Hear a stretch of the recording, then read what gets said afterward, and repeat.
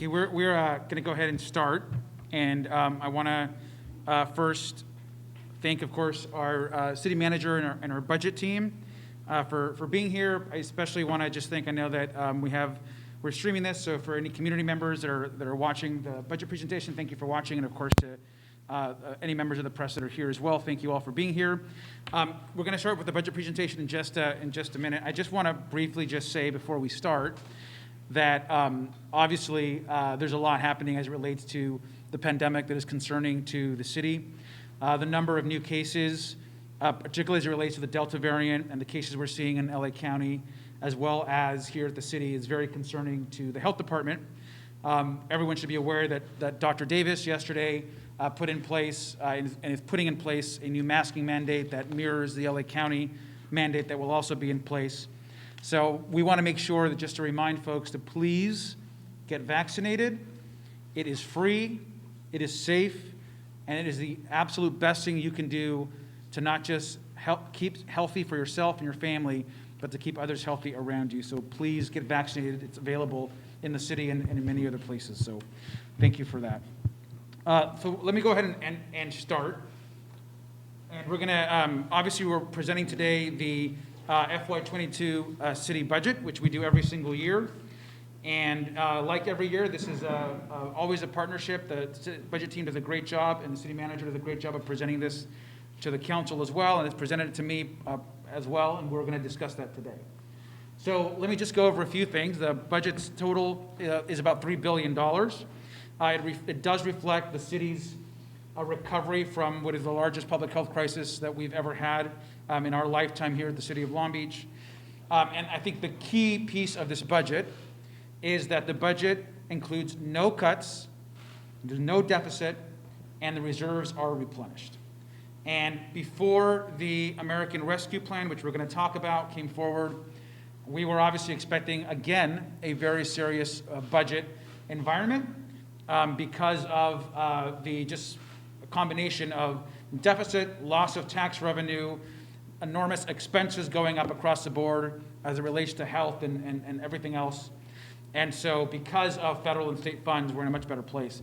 This budget takes into account the city's racial equity and reconciliation plan, and it also includes, for the first time, the Measure US funds that voters passed at 57% in November of 2020, which you're going to see. It's also just important to note that this year's budget, separate of Measure US, which is new, and the American Rescue Plan and Long Beach Recovery Act funds, this year's budget is very similar and reflects essentially last year's budget. And so with some minor modifications, it is very similar to last year's budget.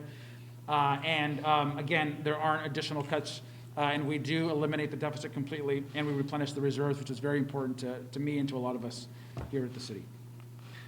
So the Long Beach Recovery Act, we know that the federal and state funds have made it possible to avoid budget reductions during a recovery year, and it's going to take us this year to continue the recovery.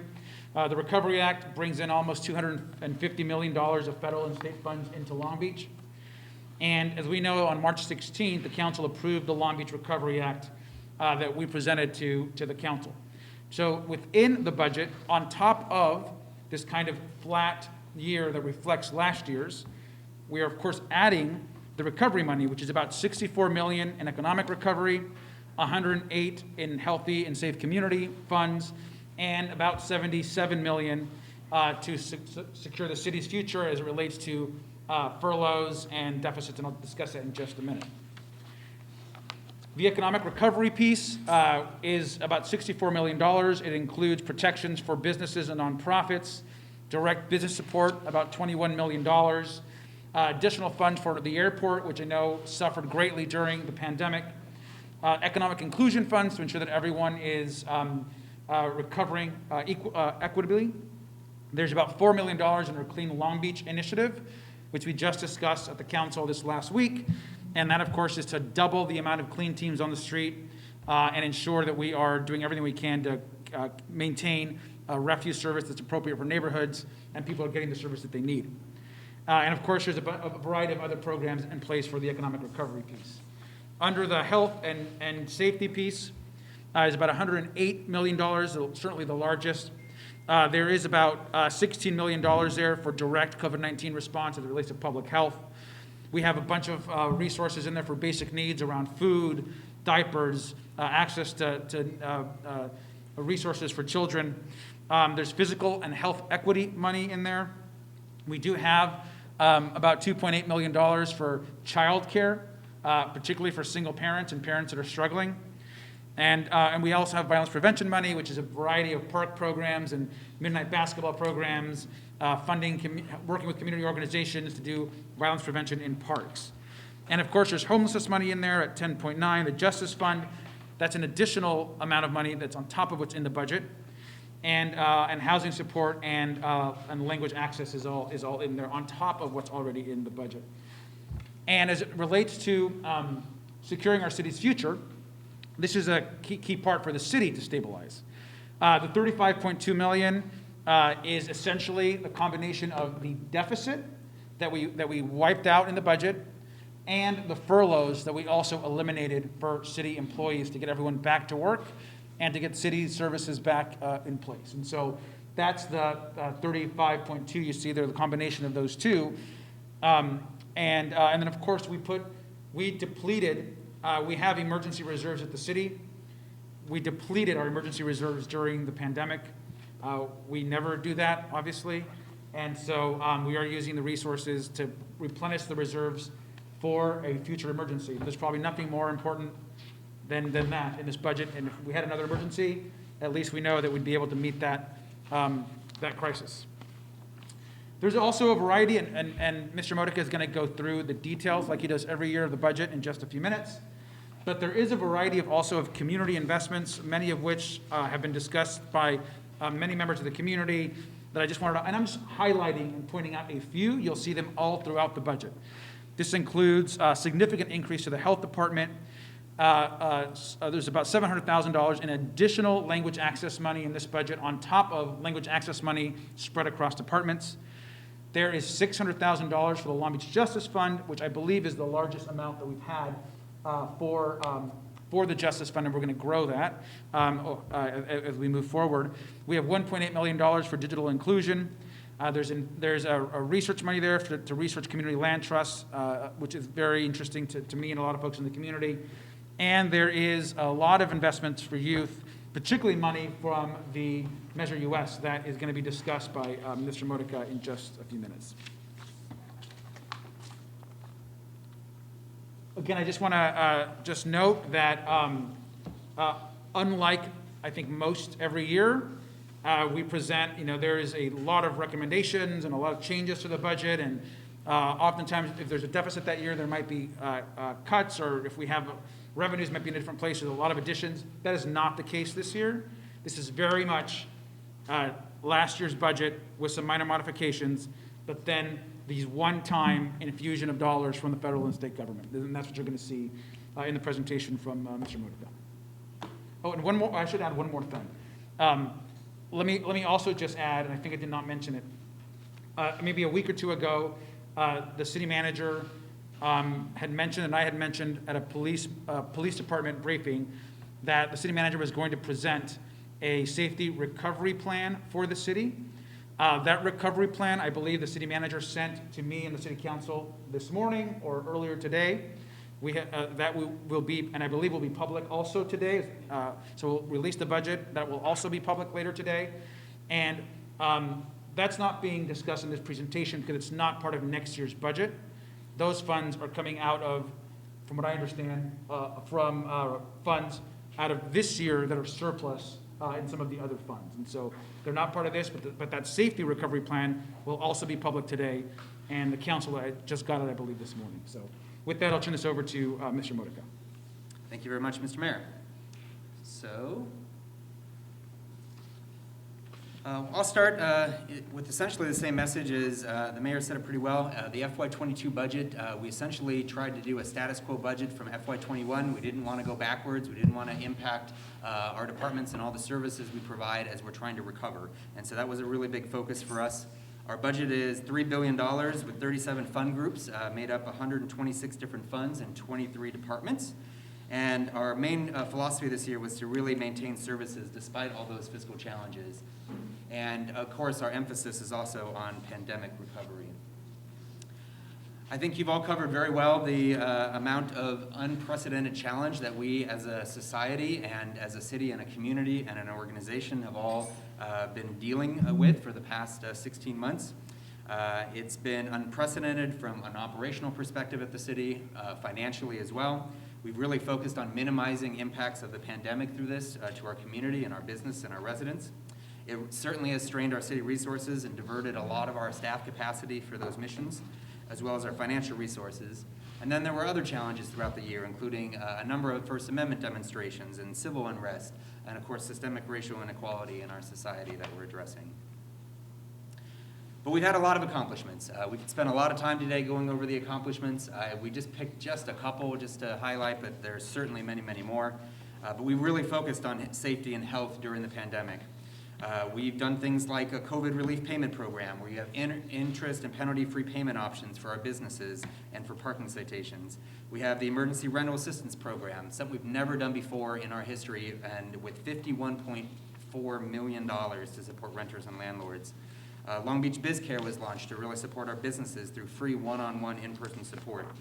We've had a number of policies to suspend charging late fees for utility customers. We've suspended our shutoffs of our utilities for non-payment and not really gone through our collection efforts to help everyone through this pandemic.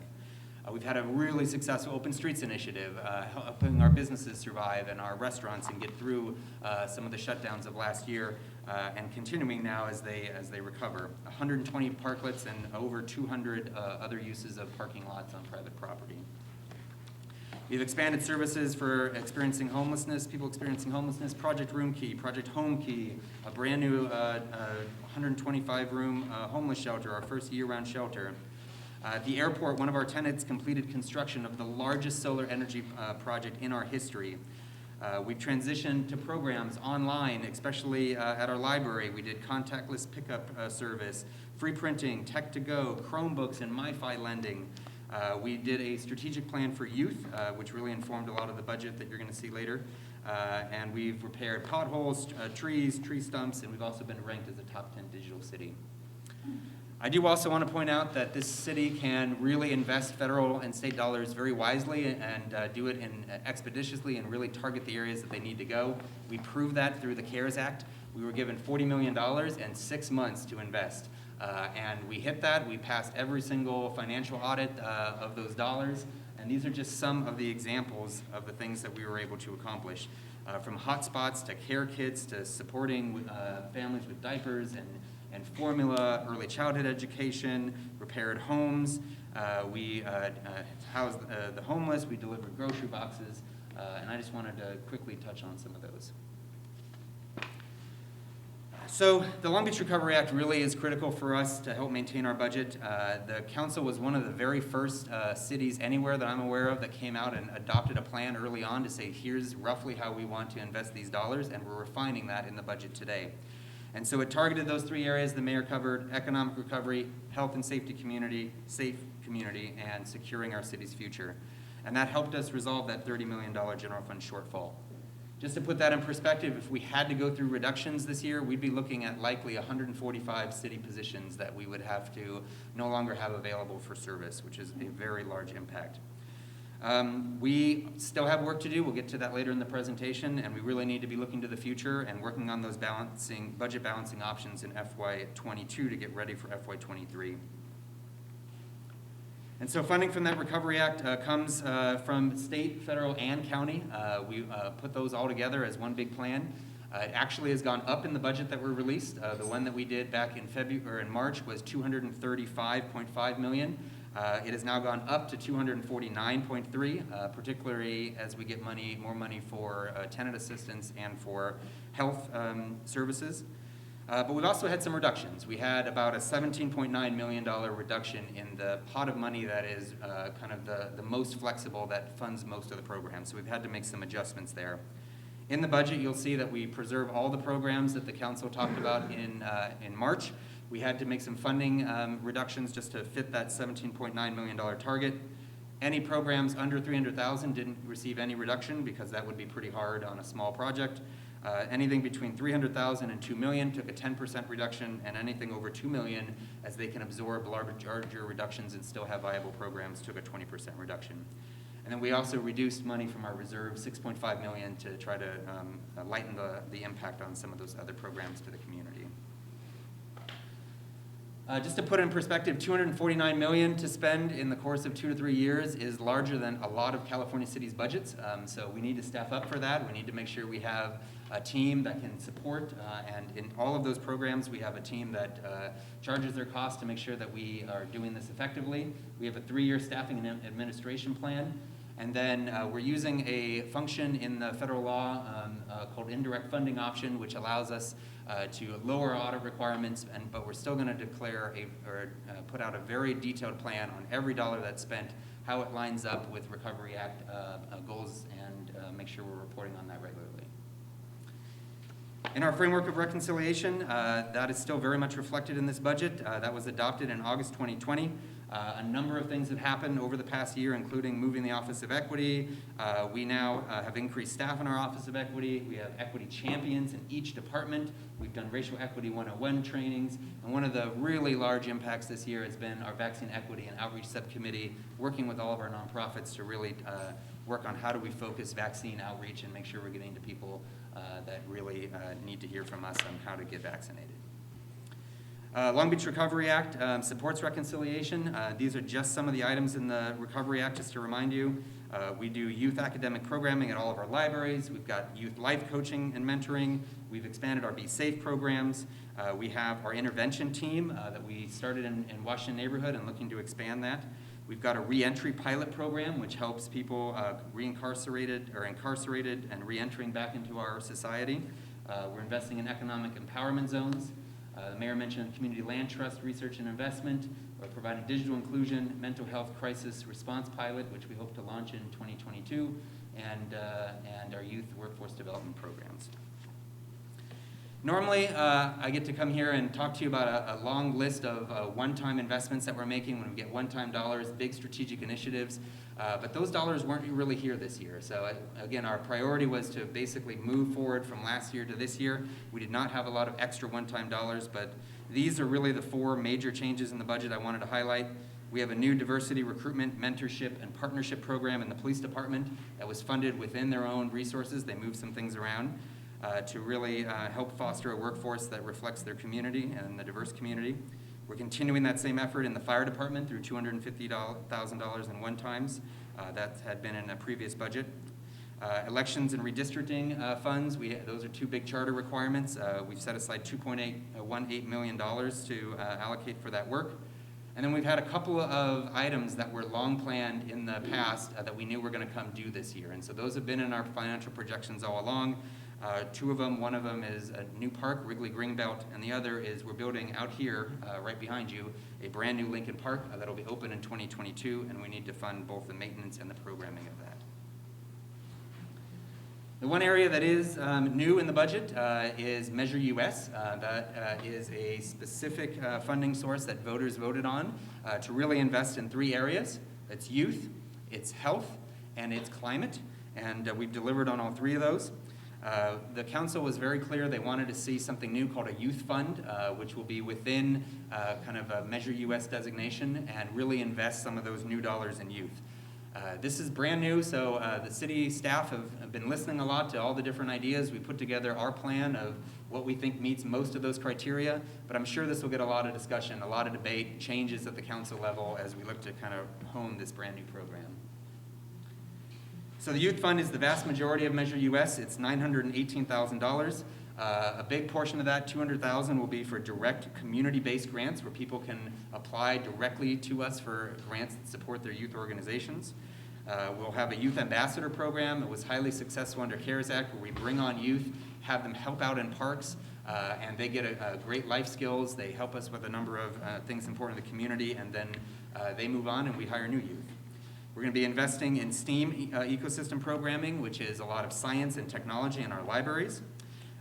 Youth mental health programming will support the annual Long Beach Youth Summit, and we'll also have lots of data and communication efforts on supporting our Youth Commission and getting that information out.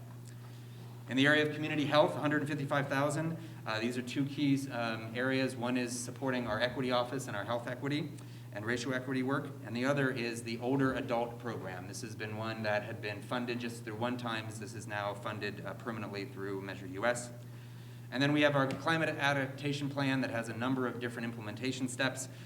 We were able to dedicate $243,000 towards fieldwork programs with our trees, hiring youth there as well, helping our community-based organizations with grants for farming and community gardens and tools, and also a new electric lawn equipment program. Let me add something there, Tom, real quick. Before we go, just want to add, so, Measure US is a annual, obviously, revenue source. So this is the staff's recommendations for year one, and then, of course, the resources will come in every single year, depending on what the evaluation is of oil, and as far as the formula for oil. But let me add, though, that I think it's important to know that these are staff's recommendations for Measure US, and I think they've done a great job of kind of listening to the community and putting down in place what's important. But I also know that the council, who's very engaged in this, is also going to have, and they've already mentioned, I think, to the city manager and myself, they're going to have very strong ideas about where they think the resources should be spent, and the community will as well. And so I think the council is very open to looking at this fund and ensuring that it meets the needs of those that were involved in driving the measure to success. And so I think that's just important to note also, and I think the city manager mentioned that, but I think the staff's very open to that. And we're very supportive of that. This is brand new. We want to try to find the ideas that we can put out there as ideas, and some might be added to, some might be subtracted from as we add other priorities, and we're very open to that.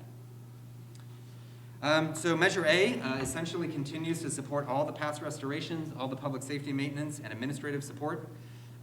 We also are using $2.5 million because this is a status quo budget to keep going what was in 21 and 22. We're using $2.5 million to keep Engine 17 in service for one additional year. Otherwise, that would be sunsetting in September. So that'll go through another year. We also are funding our Neighborhood Safe Streets initiative, which are dollars the police department uses on a data basis to really focus on hotspots and areas of concern in the community. For a number of years, we've been planning that this is the year that we're going to be funding our radio replacement for public safety, both police and fire. It is an antiquated system, and it is a key communication system for both departments, and that'll get funded out of Measure A. Community hospital is supported again this year, and then $20.8 million for infrastructure, which include road work and also police and fire academy, other infrastructure, and also an investment, $4 million in our ADA sidewalk and curb requirements. Our capital improvement plan, we'll be doing a specific item with the council going through the capital improvement plan in August.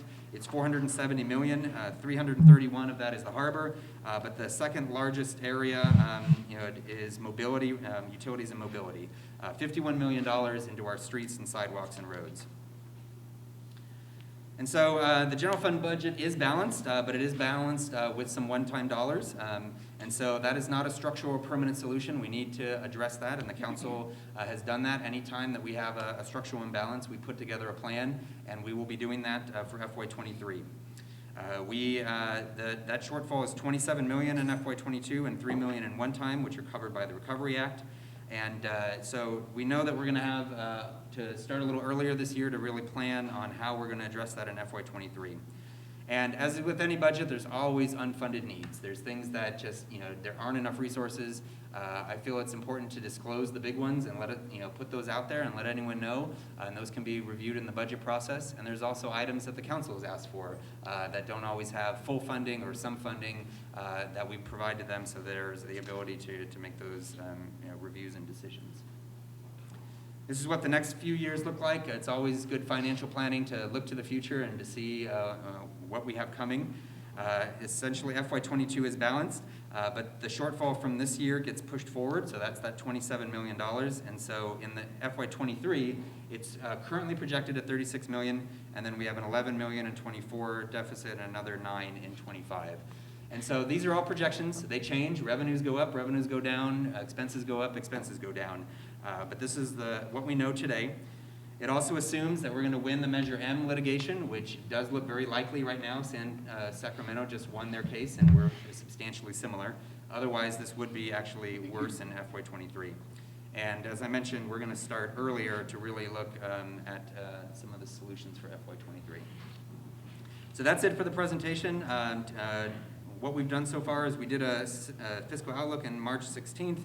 We were at the Budget Oversight Committee April 20th. We've submitted the budget today. And then here's the schedule coming up all the way through August of various budget hearings and meetings. There's a number of ways the community can get involved. You can attend any of those budget hearings that we just listed. You can attend community budget meetings, and we'll have 3 of those that'll be coming out very soon. We'll have our Budget Oversight Committee meetings. We'll also have our annual survey where you can kind of tell us what are some of your ideas. And then we're also, when we're doing our community outreach, we're going to be looking and engaging people on our strategic plan to get some additional input from our long-term strategic plan. So the last thing I'll end it with is this is a city of really many accomplishments. We're a full-service city. We provide amazing services to our residents. We're also a city that doesn't shy away from challenges and attacks them head-on. And we have such an amazing workforce of dedicated employees that just, I can't be more proud of them for how they performed through the pandemic. Great, strong leadership from our mayor, from our city council, from all of our department heads and our citywide elected officials, and just couldn't do this without the support of our auditor, our attorney, prosecutor, city clerk, civil service director, harbor director, and water director. And that concludes the presentation. Okay, we're going to now take media questions. One question per element. Please announce your organization and name. Hi, this is Haley with the Press Telegram. Given the projected shortfalls, I know you still have a year to figure this out, but I'm kind of curious if that means it's possible or likely that Long Beach could be facing cuts in next fiscal year. I don't know who would be best positioned to answer that, but. Yeah. So at this point, it does appear likely there will have to be reductions next year. We've outlined what that amount is. The actual cuts and the solutions could be a number of things. It could be increased revenue from anything from the economy coming back to hotels coming back, that type of thing. It could be reductions in the various departments. We've got a pretty established process for how we do that type of work, and we actually started last year looking even more intensely at just what are our core service levels? It's sort of a zero-based budgeting type approach. So we started that work, and we expect that to be continuing in FY22 to get ready for FY23. Yeah, and I would just add that I think that's right. I think every year, I mean, projections are typically just projections, and they give us a good marker of where things are at. But I think the council members will share that they wildly change from year to year, and been most often than not, the projections end up looking better over time. But sometimes, we may have to deal with some serious cuts or look at revenue, and it's just hard to tell, kind of 2 years out. So I think what we're most happy about is that we were really thinking there would be really difficult cuts this year. I mean, every city in the country was facing horrific cuts this year, and I think that we have to note that the administration and President Biden and Congress in passing the American Rescue Plan, which turned into for us to our Long Beach Recovery Plan, absolutely changed everything about not just our budget, but I think the state budget, and which then put more resources into our budget because they got more money, and the county. When they got more resources, they also put they put additional resources into our budget. So we were absolutely now able to focus on recovery for the next year because of that federal action, which we're very grateful for. Any further questions? Daniel Drake with Long Beach Local News. My question is a little obscure, but are you aware of the Homeland Security operation which detained dozens of immigrants in the Long Beach Marina, which the LBPD offered support for, potentially violating the Values Act of 2018 and thusly the SB 54 of California? And if so, would this impact the LBPD budget that so much of the community has been calling for following last year's civil unrest that you mentioned earlier? I actually don't know anything. So that's not really a budget question, but it is. That was an operation that was not led by Long Beach Police Department. It was in our marina. It was a federally run item. I do not believe it It violated the Values Act, but we can get PD to give you some additional specifics on it, and it wouldn't have any impact on the budget. So we don't have any money for any type of involvement with immigration. That's clear, and there's no budget of that in the FY22 budget or 23 budget. And you can follow up with the 22, Dick for any follow-up questions on that. Any other? No, I'll come right back to you. I have a follow-up question afterward also. Philip Zonko from Q Voice News. So the health department is one of the most important service providers for the LGBTQ community in the city. But in this budget, as in previous budgets, the city does not invest in strategic LGBTQ health initiatives. Why doesn't the city prioritize structurally funding the health department with LGBTQ health initiatives? Well, I think, and maybe you can add to that, Phil, I think that LGBTQ initiatives exist throughout the health department and throughout different initiatives that they have. And I don't know the details, but I know that the health department funds and has funded, particularly prior to the pandemic, which it's shifted some of its resources, conferences, partnering with the center. There's HIV/AIDS work that happens. There's focus on gay men's health. So I know But those that aren't there city are investments. Those are grant funded, correct? That's not city investments. I don't know which ones are. I think most Yeah. are. I think most programs in the health department, I believe, are grant funded. Health department's about 98% funded by grants. That's how health departments are set up. We do provide some support for homelessness and outreach that are not funded by state grants. And then we did make some investments last year in additional HIV work. That's a 2-year program that continues. And then we do expect to be able to get some additional state funding for investigating HIV and STD cases. Hopefully 1 to 2 people. That's a grant right now that we're waiting from the state to invest in. But just to clarify, not city investments, grant funding. They're all city investments because we get the grant funding It's and not we city tax apply for dollars it is and what we I'm saying. I then mean, city implement it. tax dollars, it's not coming They're through. not general fund dollars. Okay. The follow-up question, yeah, just really quickly. The police chief has said that the department's LGBTQ liaison community group, which was cut from the budget before 2010, possibly 2007, 2008, in the Human Rights Campaign's municipality report card, Long Beach receives points for having this group. So my question is, why is Long Beach claiming credit for a group that hasn't existed for over 6 or 7 years? I'm not aware of what the status of the group is, to be honest, Phil. So I'd have to check the report. And I'm sorry, I can't hear you. I'm happy to check the report and talk to the chief. I'm not familiar with the status of the group or when it's been meeting or not meeting. I'm not. If I Okay. recall that report card, it says that we should have a liaison to our LGBTQ community, and we do have that in both the police department and in the mayor's office. The We police receive department points does for not that every have year. one. The police department does not have We one. can get you some answers. I just wanted to talk to them in person was all. Yeah, I mean, I think we'd have to talk to the chief about that. I don't know the answer to your question, Phil. Sorry? I think we'd have to talk to the chief about that. I don't know the answer to your question. Yeah. And Okay, we've just- gotten the points in the Human Relations Commission for that kind of liaison every single year. So they go through and they evaluate it, and we can share a copy of the application if you'd like to see it. That's not accurate. We can follow up. We'll Sure. follow up after with The Dick. community group doesn't exist.